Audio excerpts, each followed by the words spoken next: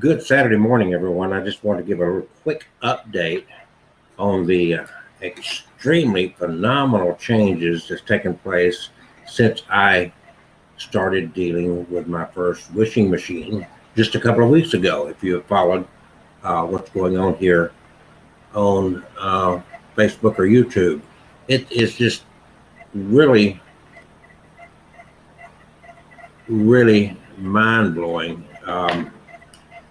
If you go back and watch some of our earlier streams. So here we are. This is now the 22nd of August. This all started about the first week. This is all just took place in August. August 1, I had one gig that I did over in Mississippi, and I had nothing else for the rest of the month. It was very concerning. I didn't have anything up until September. So income was flatlined for the rest of the month. There had been two other gigs in August, and they postponed, which has been par for the course throughout 2020. And so I started out clearly very concerned, and I'm always looking. I'm not a lazy person. I'm looking for ways to survive this. I'm looking for ways to move forward, and not want to sit back and look for handouts and that sort of thing. Bottom line is, I decided to make one of these wishing machines, and I got the components together. I made my design for what I know about radionics and whatnot, and I had it, the prototype, nothing connected, no hose drilled, just kind of laying it out on a visual perspective.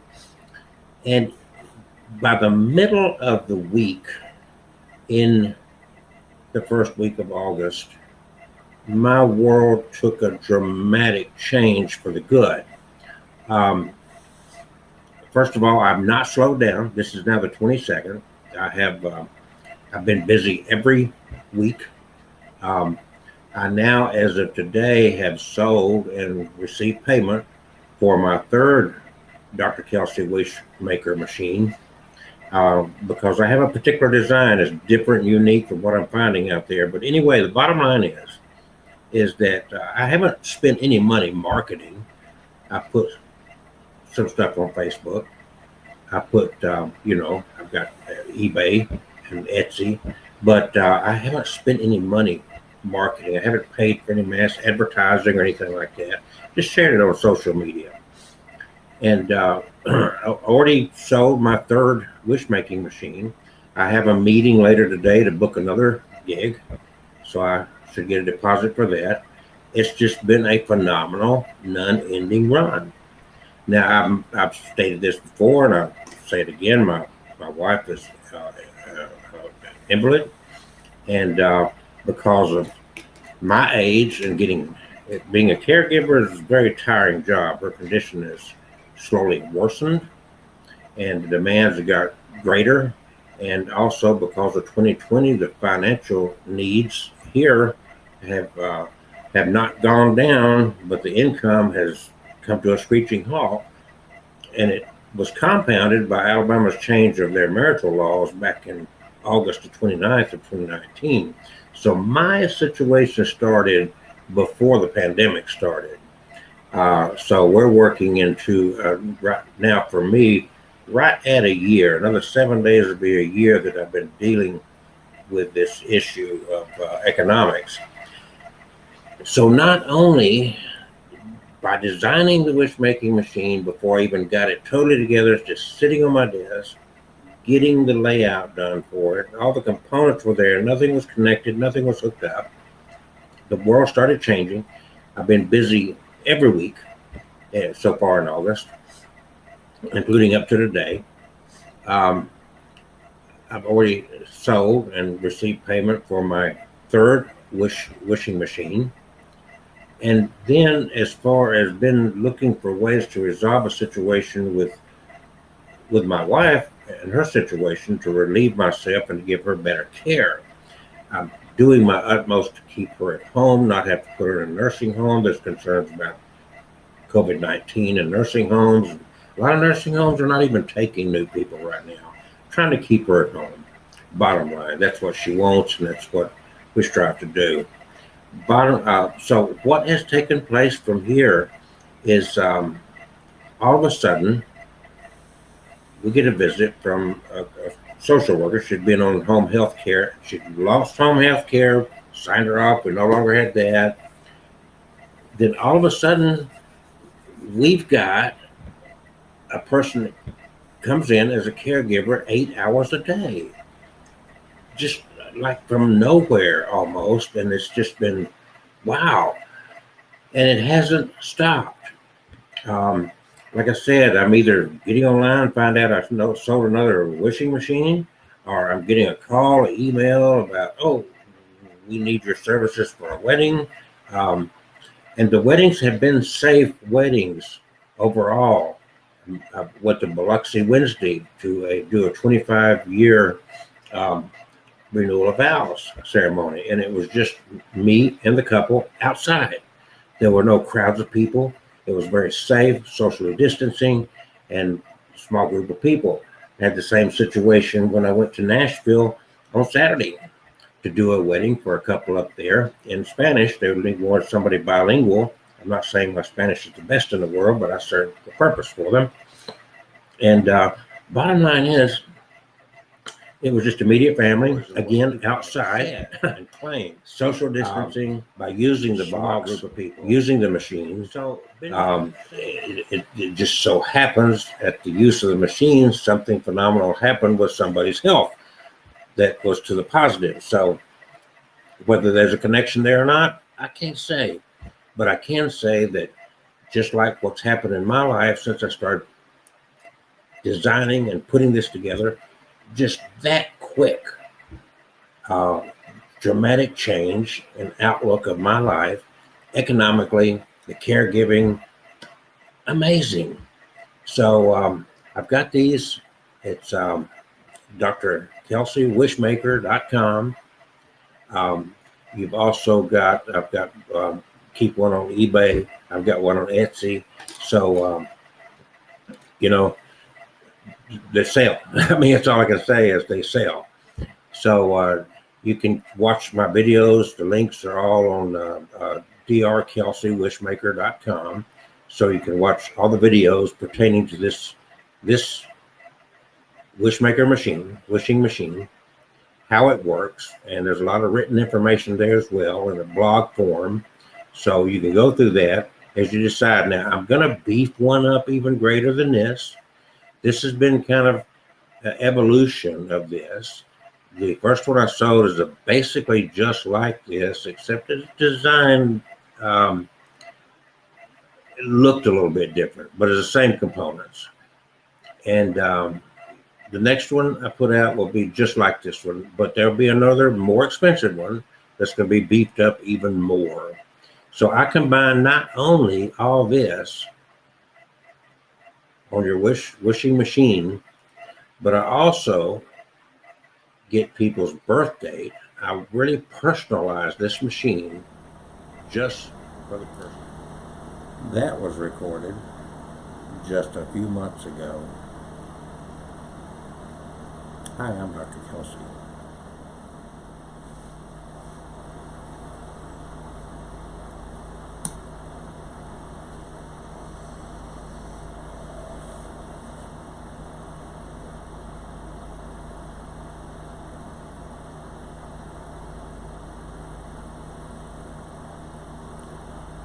August, September, October, November, December. 4 months? Yeah, August, September, October, November. Well, counting August, December, 5 months. Here we are in the last week of December. And what I am doing, or what I've been involved in the last just 5 months, has been this right here. This is new to me. It's not new overall, but my design, it's a bit different. And I've learned a lot too. I've learned a lot from people who have purchased wishing machines from me.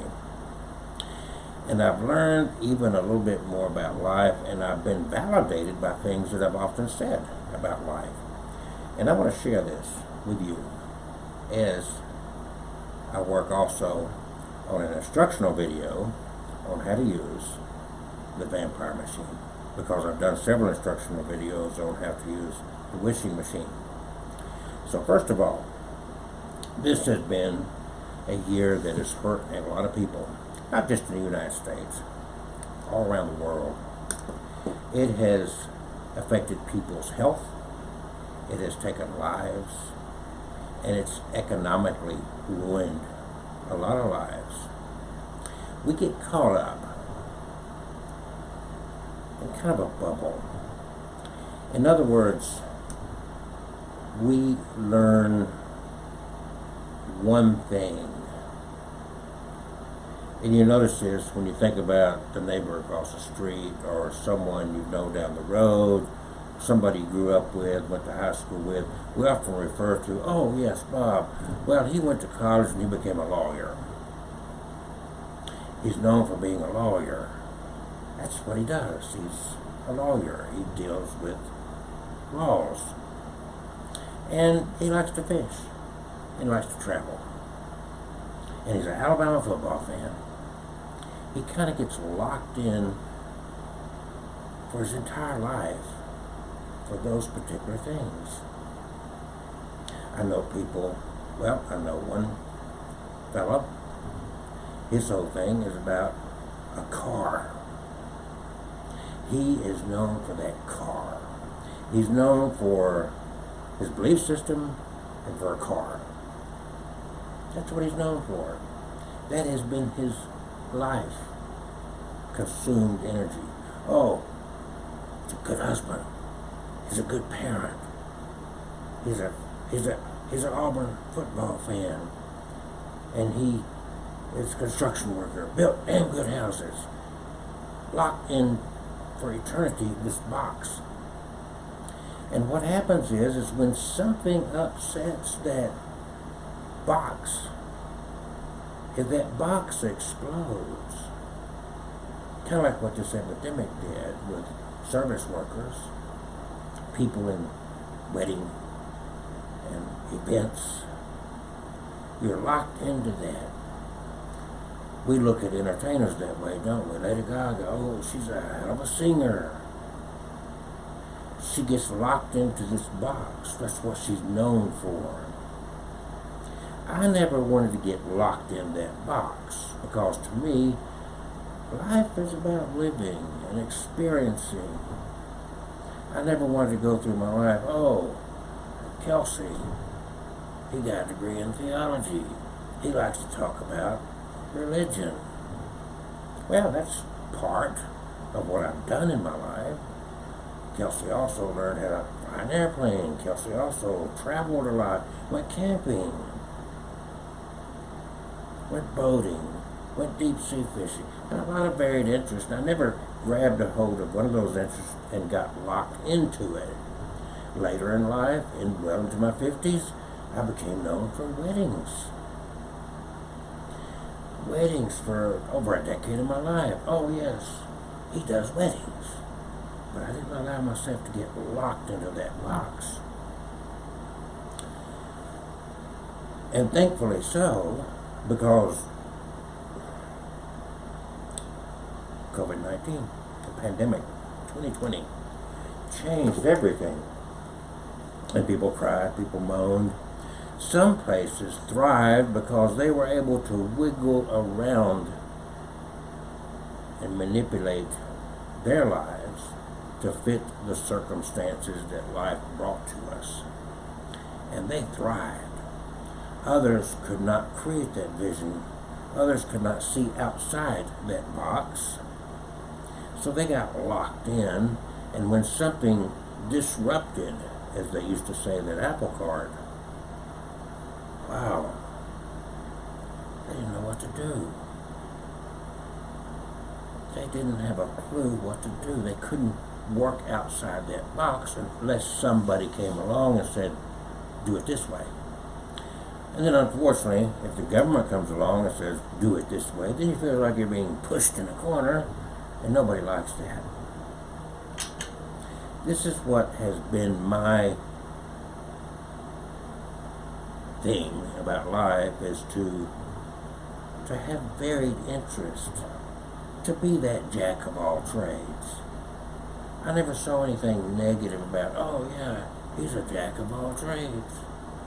Even in weddings, I expanded from doing officiating to DJ to video. I found myself directing weddings. It's often said when I'm, oh, wow, you do it all. You're one-stop shopping. It's like, yes, I am. If I'm going to be in it, let's do it. I'm not locked into a box. Why not do music for a wedding, since I happen to like music. And I like videos, I fly a drone. On and on and on it goes. So we got into 2020 and we all got into this box. And no, nothing happened immediately to bring this change in life. It's not like I had any great plans of what I would do if something disrupted the cart. But what I did have was the ability to not get locked in. I had the ability to look and keep varied interest in life and not feel like, ooh, if I don't do weddings, I'm lost. Weddings is all I want to do. I never had the desire to do weddings in my life. Kind of like I'm an opportunist.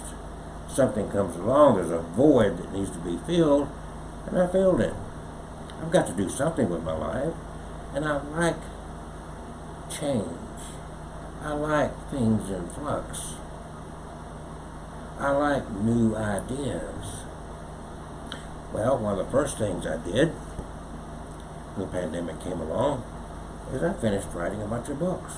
I've got some 20-odd books out there, and I don't market them. I never spend any marketing money. It's just something I did. It's, this is one of them. It kind of fits in with this subject matter here, the wishing machine.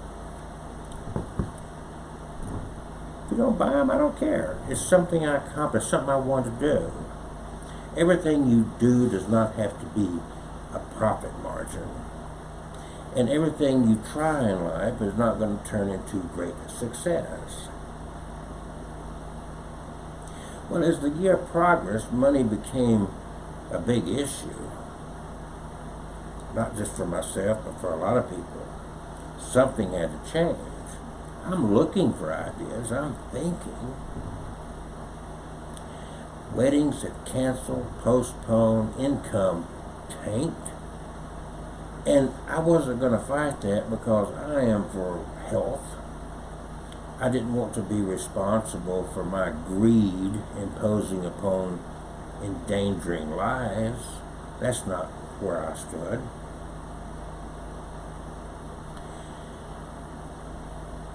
So I kept my eyes open. I kept my mind open. And finally, end of July, this came into my mind. Now, I don't remember exactly how this evolved, and it doesn't really matter. It's just that I was open enough to see new ideas. I certainly did not know that this was going to turn out the way it did. But I'm giving you this update because it's just been an extraordinary ride for me and others that I've seen who have used the wishing machine.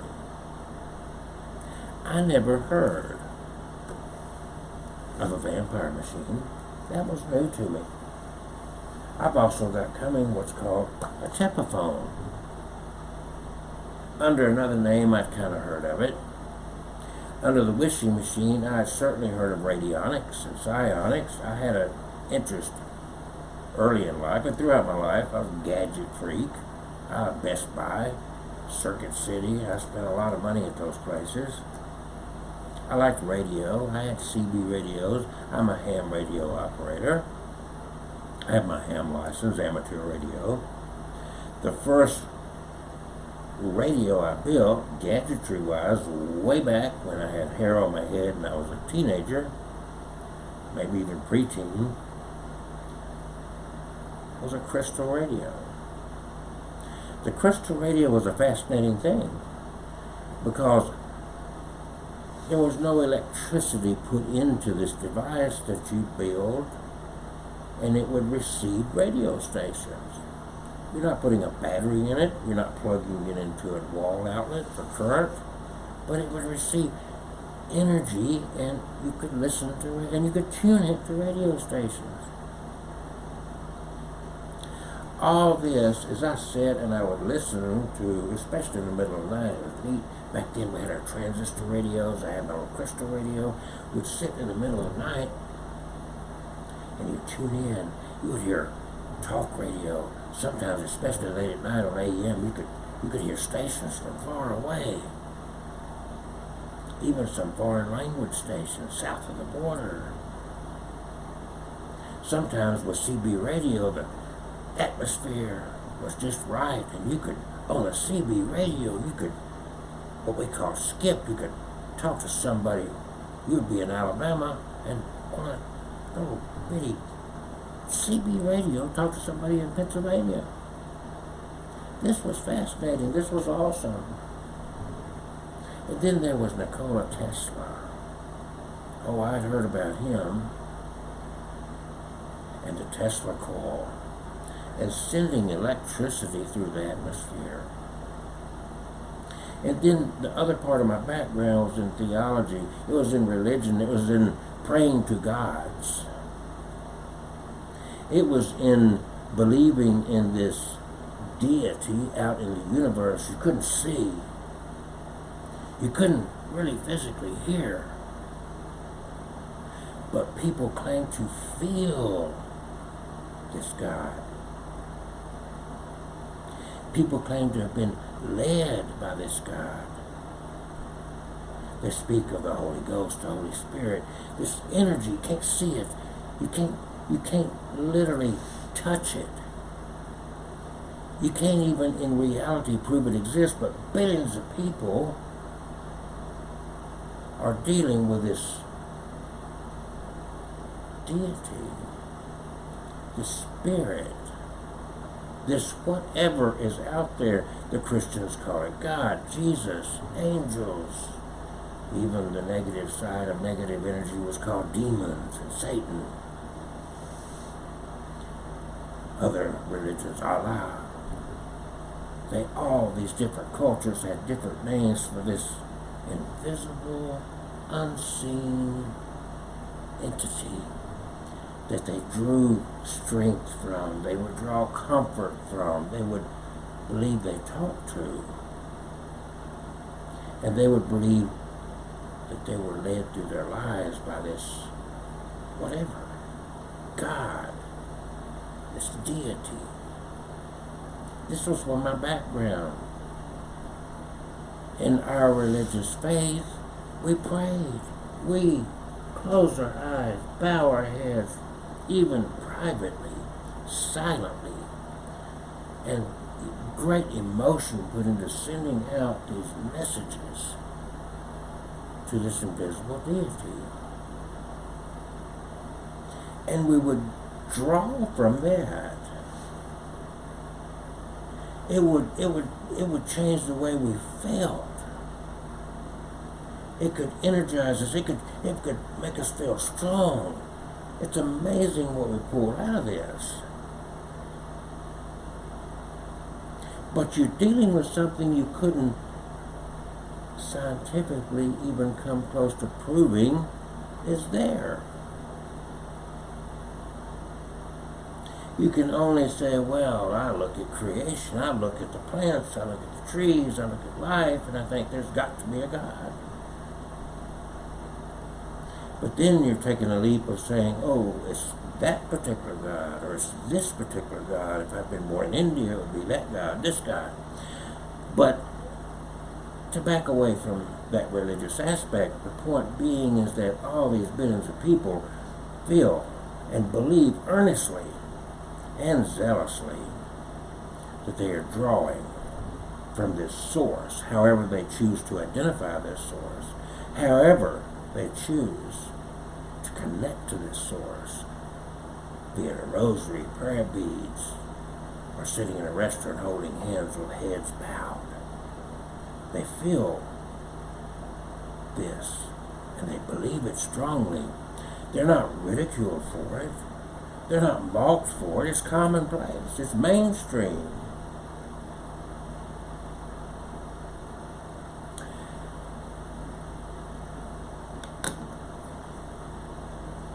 The vampire box. The wishing machine. How's it different? It's based on what is called radionics. And then there is another side of this called psionics. This is kind of a combination between a radionics machine and a psionics machine. There are different components to this that serve similar but different purposes. The orgone pyramid deals with energy. This purple plate is a piece of aluminum that has been energized in a certain way. People use this purple plate to put in their plants, to put in their pocket, to put next to a place on their body that hurts. And they believe, they swear that these things work. They pay good money for these items.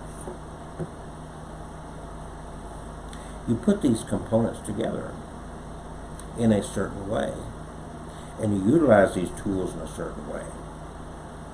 There's a coil here. There's copper wire that goes around here. This is an input plate. Some people call it a witness plate. This is an output plate. Could be called a stick plate. I'm not going to go over all the functions of this as far as the wishing machine. I've covered this many times in different videos you can go through. I may create a separate folder on my YouTube channel for that. The point is, we're dealing with energy. I wrote a piece recently, and I will in brevity carry on that verbally to you now. And you may be aware of this. Parts of it I'm sure you are. But during the year, you'll hear of certain well-known people and our politicians who will offer themselves up and put themselves on bid for you to have dinner with them. And people have paid astronomical amounts of money to have dinner with the billionaire Buffett or Bill Gates or a politician like Hillary Clinton or one of these others. Huge money. Some cases millions of dollars. In a different arena, we have people that pursue entertainers.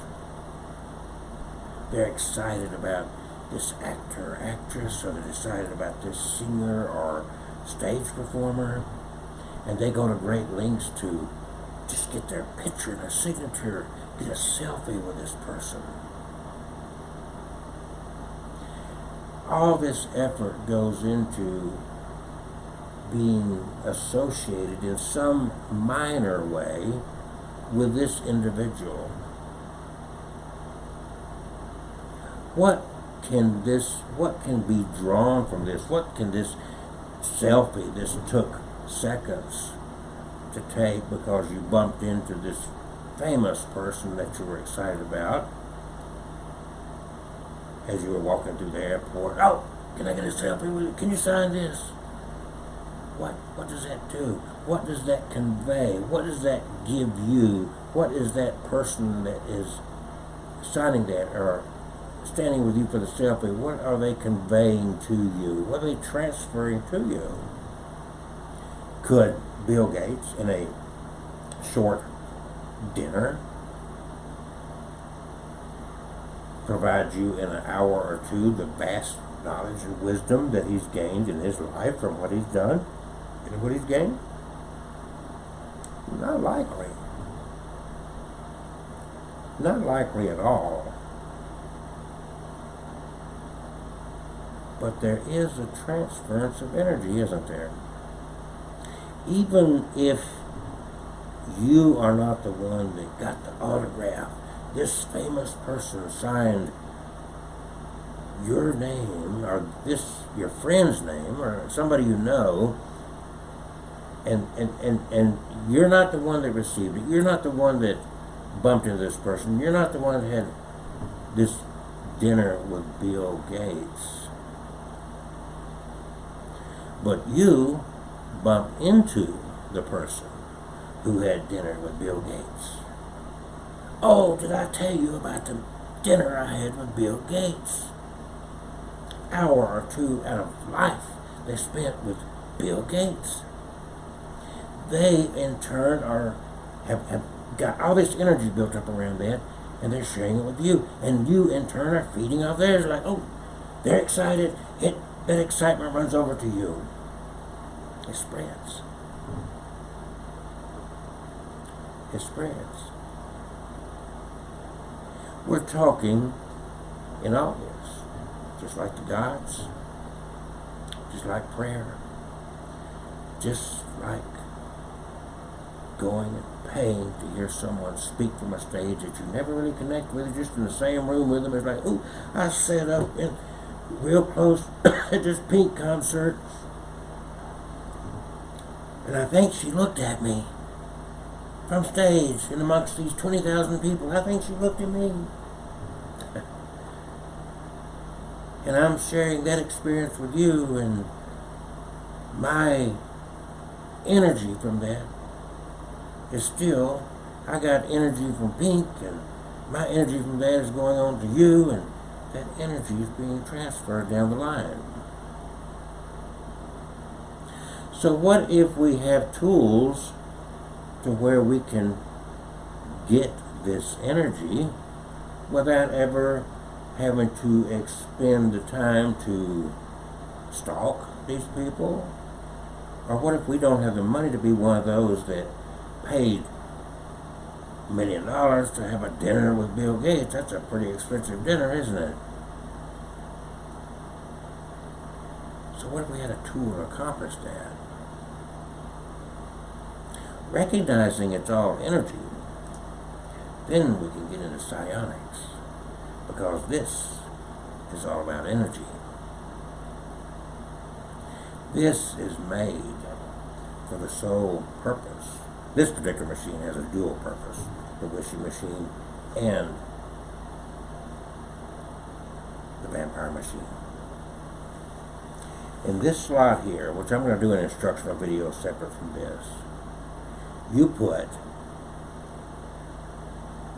the witness wherever, whatever you want to use to manifest the source of the energy that you're seeking to draw from. Some people take a photograph of the planet Earth. They want to draw their energy actually from the Earth, or maybe even the Sun. So they would take a picture of that and they would put it in there. If you wanted to draw energy from Bill Gates, you take a picture, which would be easy to find, and put a picture of Bill Gates in that slot. And you're going to find, in short, a video that's dedicated to the use of this machine for its purpose of a vampire machine. But to sum up all this, in this year of great pandemic, I started this out with a replay in short of how this all started for me. And 5 months later, this has gone internationally. Germany, Australia, Canada, Mexico, from Alaska to Georgia to Florida. I have 4 of these in the process of being built out now. This one is going to Utah. I have 4 more that's going to other parts of the country. Success does not come from mimicking what other people are doing. Success comes from doing something creative and having original thoughts. Now, those original thoughts does not mean that, as one old writing says, there's nothing new under the sun. But you put it in a new way. You redesign it in a way to get more people's attention. So maybe this is, okay, I'll give you an example. One book that had a great influence on my life was written by Norman Vincent Peale. When I was a kid, that book, 2 books he wrote, Expect a Miracle, Make Miracles Happen, and then the second was Power of Positive Thinking. Then somewhere along the 90s and whatnot, someone comes along and they promote The Secret. I never spent money on The Secret, but I tapped into what people were saying they were getting out of The Secret. They had books and they had little journals and whatnot they were selling, and it was a big thing. You don't hear about it anymore, but it was a big thing for a short while. The Secret. And what I learned about The Secret was no more than Norman Vincent Peale's The Power of Positive Thinking.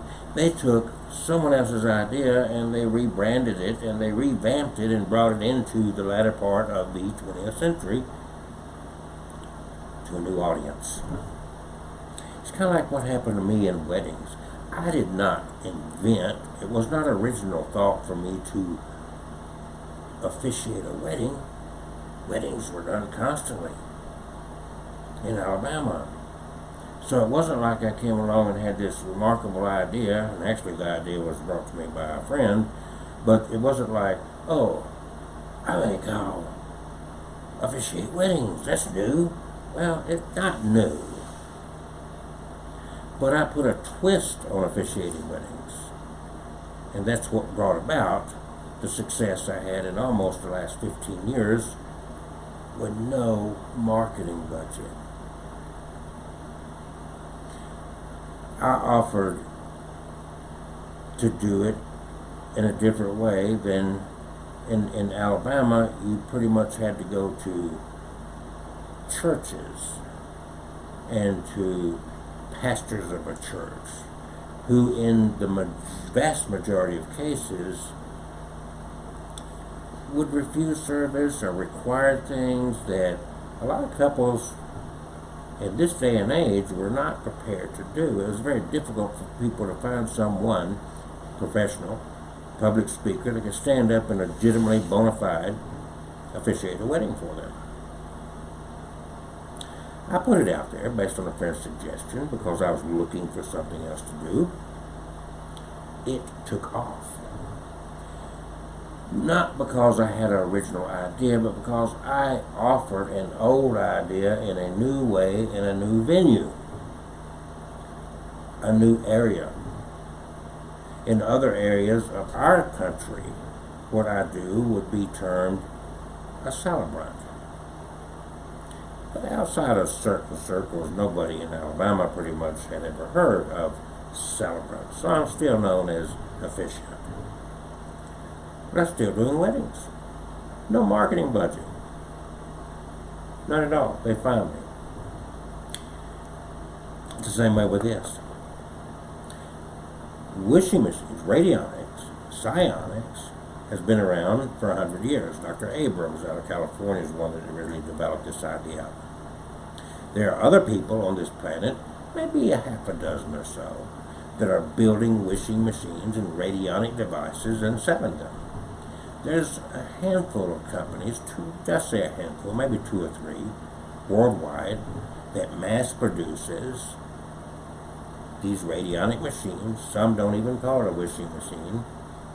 And they're putting them out there, but they are molded plastic devices. And they're selling them for big money. Understanding basics of radionics and psionics, and having a background in electronics to a degree, and radio to a greater degree, and having a lot of time on my hands due to a pandemic, I, in my head, designed a wishing machine. You go back to that video I just shared. This quick, dramatic change in my life. And now it's evolved to this, and it's evolving even further to what's going to be called a Trinity machine, which is going to be a combination of the wishing machine, the vampire machine, and ultimately a telephone. No, this is not something that you talk to or through. But more on that later. I'm still working to get that complete, and I'm still waiting on a couple of things. The point being is that you can succeed in life, but you've got to get out of your box. You've got to be open to new ideas, and you've got to have some originality even to old ideas. You can take old ideas and add originality to it and gain a certain amount of success. But by simply repeating, duplicating, or cloning what others are doing, you're going to have limited, very limited success, because this person over here has been doing it for 5 years. You're just starting. This person over here has been doing it for 20 years. You're just starting. You've got no background. You've got no references. Why would I choose you over that?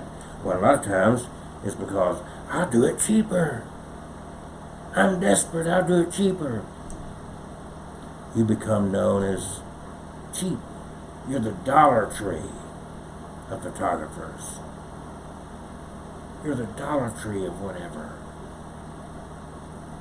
Well, that's fine if that's what you want. But if you have some originality, if you choose and you keep your eyes and mind open for things that are rare,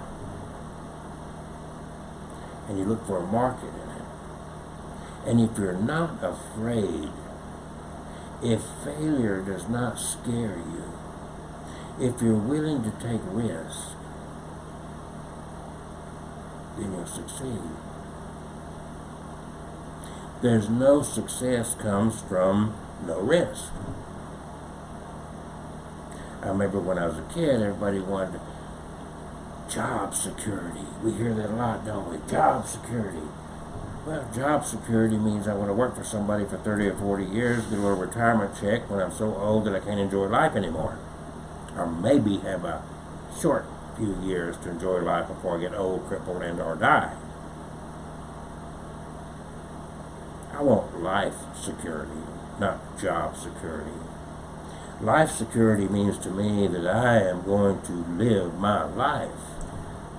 I don't want a job. I want to be creative. I want to be interesting, and I want my life to be exciting. I don't want to be a spectator of life. I want to be fully engaged in life.